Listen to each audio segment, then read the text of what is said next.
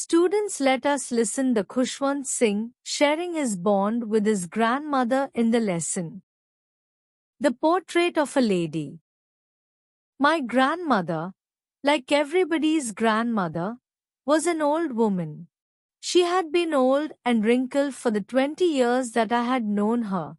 But in those early days in the village, she was my entire world.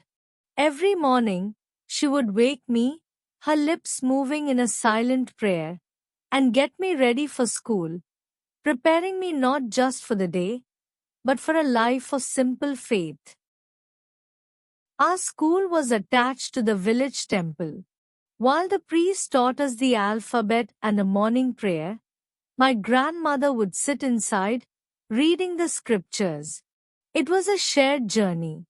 When we both finished, we would walk home together, feeding stale chapatis to the village dogs that waited for us at the temple door. Then came the turning point. We moved to the city to be with my parents. That was when our easy companionship snapped. I went to an English school in a motor bus. She could no longer accompany me.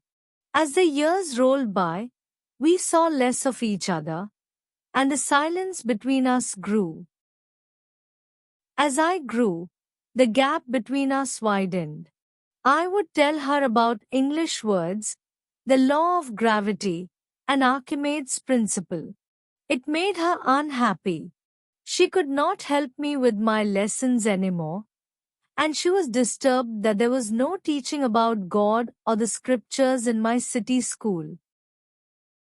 When I decided to go abroad for higher studies, she accepted her seclusion.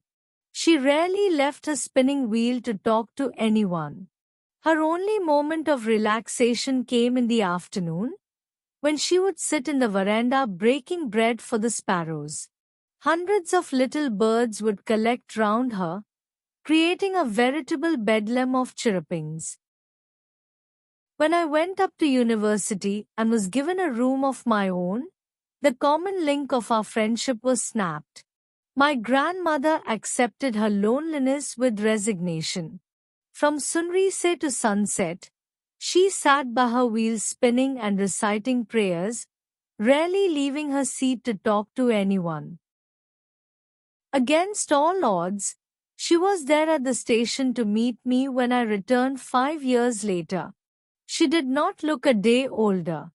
That evening, for the first time, she did not pray.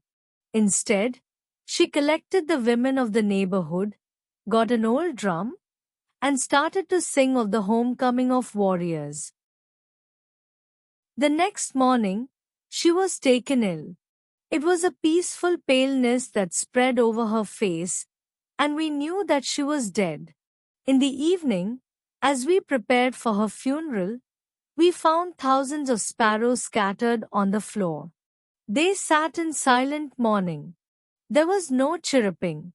When we carried my grandmother's corpse off, they flew away quietly.